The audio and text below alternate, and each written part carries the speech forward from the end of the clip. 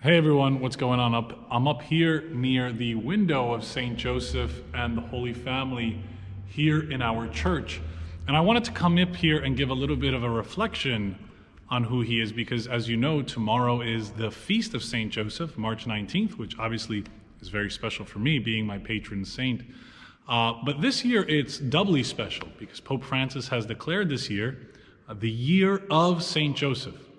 And often when the Pope makes a declaration like that, we often wonder what that means. Well, I think it just simply means that we're called to pay more close attention to this person or theme in our lives. And with Joseph, there's a lot that we can call to mind about who he is for us. If we look at the scriptures, who is Joseph? Who's this man? He doesn't say anything. He has 0 words in the gospel are attributed to him.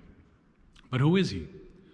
Well, based on his actions, we know that he's a man who's humble, just, courageous, obedient, God-fearing, virtuous.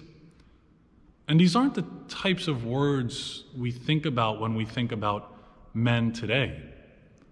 And I think it's words that we need, because those are words that give us security in a fatherly figure like Joseph. They're the words that gave Our Lady and Jesus security in their desert wanderings. Well, they're the same words that give us security in our desert wanderings.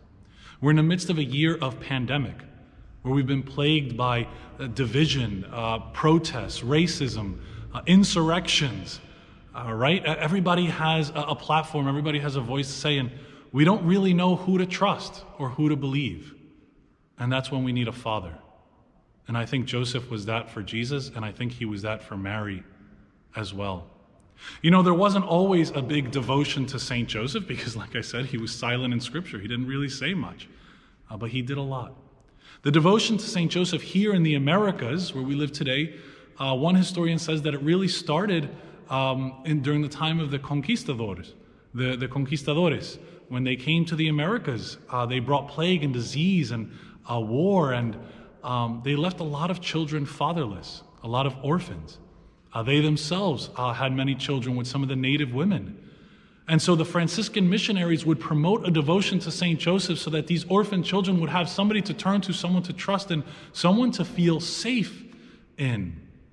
And then much later with the immigration in the 19th and 20th century, with the immigration from Ireland and Italy, people especially from Italy, brought their devotion of St. Joseph. And of course, maybe you've seen the Joseph tables or the Joseph Zeppelis, and all this comes from the Italian traditions. These traditions were big in Jersey City. Jersey City was known for a place that had a strong devotion to the person of St. Joseph. Somebody sent me an article recently about in 1930 in the Jersey Journal, where Bishop Walsh asked the faithful of the Archdiocese of Newark on the Feast of St. Joseph in 1930 to say special prayers on that feast to be able to combat the atheism, the godlessness of communistic Russia as churches and the Catholic Church was being challenged and persecuted in that time.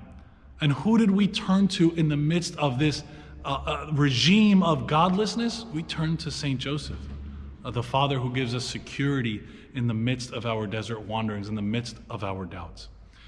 Joseph had every reason to doubt. He had every reason to flee. He had every reason to despair. I mean, if we read the scriptures and we read the story, you can understand why. And a friend or a therapist today might have told him, well, you know what? Staying with Mary, that woman who's pregnant, it's just going to lead you to headaches and heartaches, and you have to think about yourself. But Joseph didn't just think about himself. He didn't want to flee. He stood his ground. He knew who his wife was. He knew that there was something special happening. He knew that he could trust her. He knew he could trust in God. And so he didn't flee.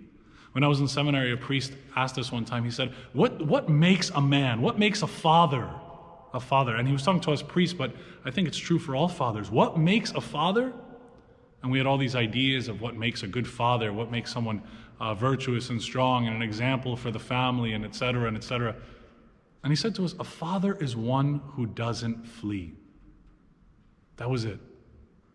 And I took that to heart, and I think that's true of Joseph, and I think that's a message that we all need to hear today. in the midst of confusion and despair and our own desert wanderings, let us turn to Saint Joseph. Saint Joseph is the one who's obedient and loyal. Saint Joseph is the one who's prudent and just. Saint Joseph is the one who's the terror of demons, the demons of doubts and insecurity. Saint Joseph is the one who's the model of workers. On May 1st, we celebrate another feast to him known as Joseph the Worker. So as we prepare for our feast tomorrow, our great solemnity, and we get to take a little break from Lent, by the way.